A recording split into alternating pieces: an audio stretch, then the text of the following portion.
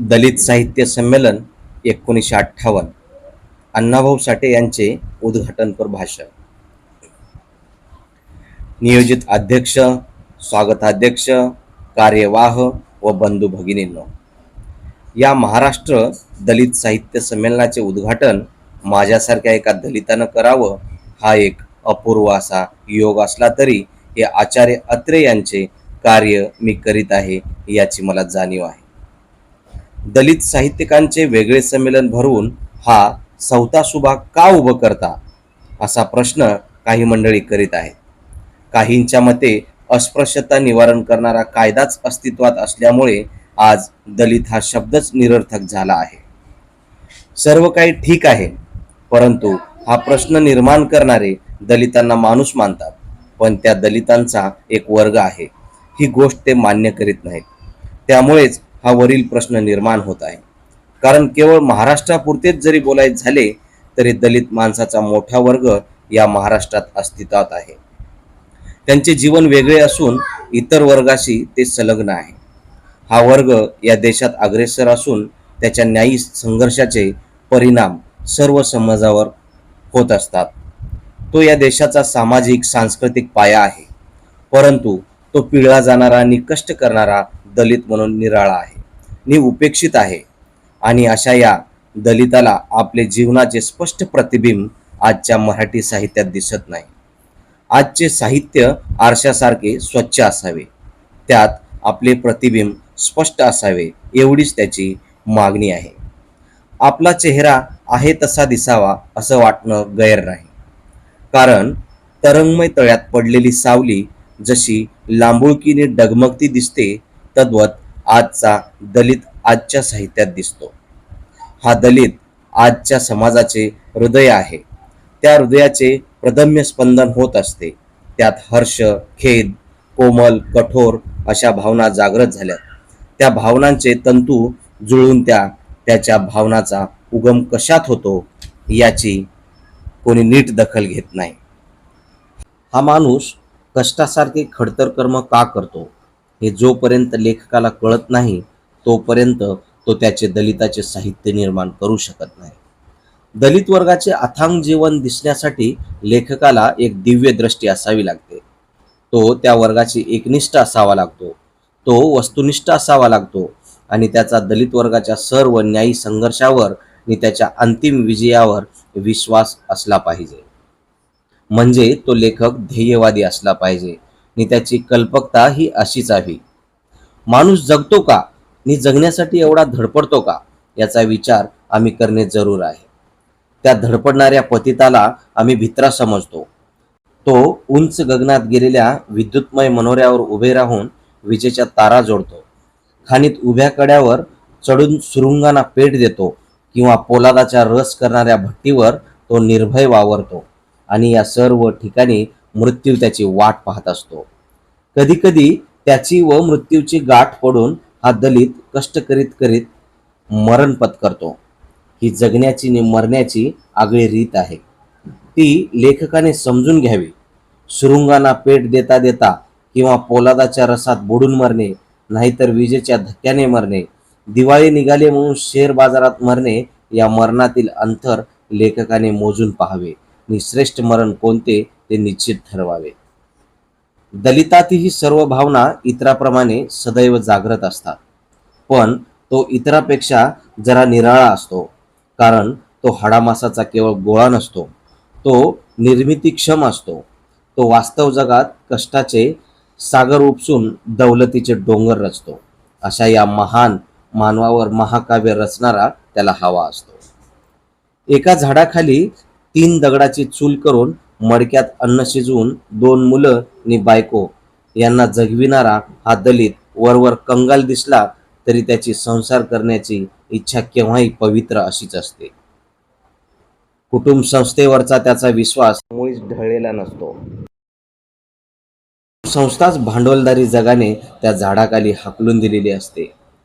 त्याचे आम्ही निरीक्षण करावे, याची कारण परंपरा शोधावी आणि मग त्या कंगाल दिसणाऱ्याविषयी लिहावे, जपून लिहावे. कारण या समाजाची घडीनघडी त्या दलिताने व्यापवली आहे. अधिक काव्यमय शब्दात बोलायचे झाले तर असे म्हणता येईल की हे जग ही पृथ्वी शेषाच्या मस्तकावर नसून दलिताच्या तळहातावर तरलेली आहे. अशा या दलिताचे जीवन खडकातून झिरपणाऱ्या पाझराप्रमाणे असते. ते जवळ जाऊन पहा, मग लिहा. कारण जावे ज्याच्या वंशा तेव्हा कळे, हे तुकारामाचे म्हणणे खोटे नाही. म्हणून दलिताविषयी लिहिणाऱ्यांनी प्रथम त्याच्याशी एकनिष्ठ असले पाहिजे. तू गुलाम नाहीस, हे जग तुझ्या हातावर आहे याची जाणीव करून घ्यावी. त्याचे जीवन वरच्या पातळीवर नेण्याची शिकस्त करावी आणि त्यासाठी लेखक हा सदैव आपल्या जनतेबरोबर असावा लागतो. कारण जो कलावंत जनतेबरोबर असतो त्याच्याबरोबर जनता असते. जनतेकडे पाठ फिरवणाऱ्याकडे साहित्यही पाठ फिरवत असते. जगातील सर्व श्रेष्ठ कलावंतांनी वाङ्मय हा जगाचा तिसरा डोळा मानला आहे आणि तो डोळा सदैव पुढे व जनतेबरोबर असणे जरुरी आहे. परवा मराठी भाषेसाठी जनतेने अभूतपूर्व असा संग्राम दिला. खऱ्या अर्थाने तो लढा मराठी साहित्यासाठीच होता आणि आहे. त्या लढ्यात 16-16 वर्षाच्या मुलींनी आत्मबलिदान दिले. त्या लढ्यात जे कलावंत जनतेबरोबर होते त्यांनी या महाभारतावर कवनं रचली. कुणाच्या काव्याच्या करवती तापल्या, कुणाची कृपणता वीररस उधळू लागली, कुणी मराठी भाषेची महती गायली. त्या कलावंतांना हा महाराष्ट्र कधीच विसरणार नाही. परंतु जो कलावंत जनतेबरोबर नसतो तो बंद खोलीतील कला मांडीवरच्या खुणा मोजते आणि मांडीवरच्या खुणा मोजणारी आम्हा दलितांची कला नसते. आमची कला डमडम गोळीच्या खुणा मोजते. ती आमची कला, ते आमचे साहित्य. त्याचबरोबर दलित स्त्रियांच्या गालावरच्या तिळावर जी सुंदर कलाकृती असेल ती कलाकृती आमची. जो कलावंत ध्येय जाणत नाही, जनता जाणत नाही, तो कोणत्या मार्गाने जातो याची कैक उदाहरणे देता येतील. आम्हाला जे दिसते ते आम्ही लिहितो. कला ही वर्गातीत असावी, प्रचारातीत असावी असा त्याचा दावा असतो आणि अशा या कलावंताचा आज बोलबालाही कमी नाही. परंतु जो जनतेला जाणत नाही तो तिला विद्रूप करतो. याचे नमुने मराठी साहित्यात मुबलक मिळतात. एका 12 वर्षाच्या मुलीचे बोक्यावर प्रेम बसणे आणि त्याने कामवासना तृप्त करावी म्हणून तिने चड्डी फेडणे या कथेला काय नाव देता येईल? ही माणसाला हैवान करीत नाही. एक कारकून संतती नियमन करावे म्हणून स्वतःवर शस्त्रक्रिया करून घेतो, पण त्याची तिसऱ्यांदा पत्नी गरोदर राहते म्हणून तो झुरतो. याचा अर्थ ती बाई व्याभिचारी होत नाही. कथेपासून आम्ही काय शिकावे? महिला संघाची अध्यक्षबाई पुण्याहून मुंबईस येत असता गाडीत भेटलेल्या एका माणसाबरोबर अखेरचा डाव खेळते. ही माणसाची निंदा नाही का? या कमला फडकेच्या कथेत मराठी माणूस नाही आणि दलित तर मुळीच नाही. हे फडके पती पत्नीचे वाङ्मय असेच नाही. याचाच अर्थ जो ध्येय जाणत नाही तो जनतेचा विद्रूपच वाटतो. हे सर्व मनोविश्लेषणवादाची राफी होऊन माणसाची कातडी सोलू लागले आहे. म्हणून हे दलितांचे वेगळे साहित्य संमेलन भरत आहे एवढेच.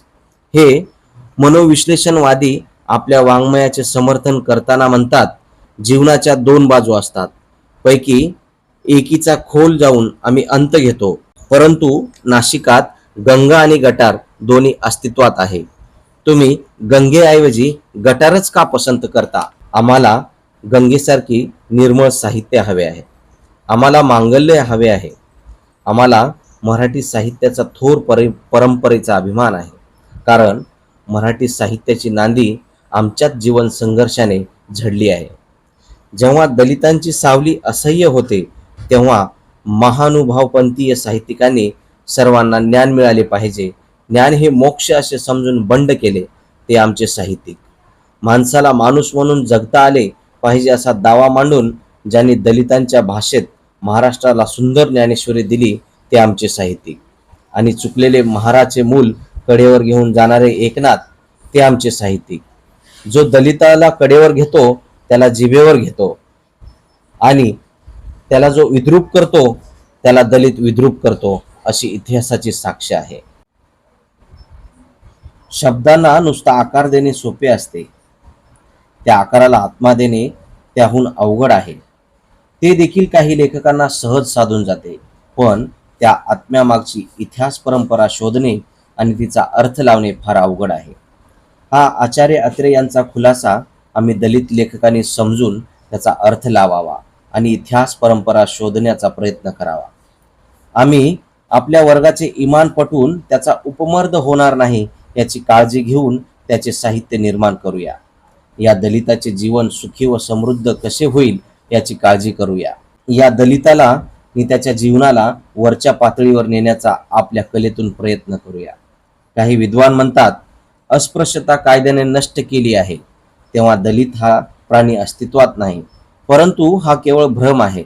एका गावात एका सार्वजनिक आडावर पाणी भरताना उच्चवर्णीय हिंदूची काळजे धडधडतात. म्हारा मांगाचा पोवरा जोपर्यंत पाण्यात आहे तोपर्यंत आपला पोवरा पाण्यात सोडत नाहीत. कित्येक हॉटेलात खास कप ठेवलेले आढळतात. याचे कारण युगायुगाचे समज एका क्षणात नष्ट होत नसतात. म्हणून आम्ही दलित साहित्य निर्माण केले पाहिजे. एके ठिकाणी गॉर्की म्हणतो, शब्द आणि कल्पनाच्या साधनावर उभारलेल्या या कलेचे खरे वैशिष्ट्य मानवी चुकांचे ज्ञान करून देणे हेच आहे असे म्हणता येत नाही.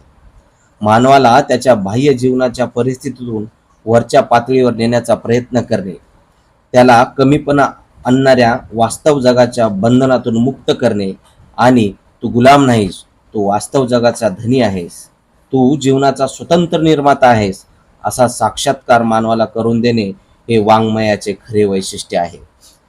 या अर्थाने वाङ्मय सदैव क्रांतिकारक असते. म्हणून ही वरील अर्थाने परिपूर्ण असे साहित्य निर्माण करूया आणि लेखण्या दलितांच्या चरणी अर्पूया. एवढेच.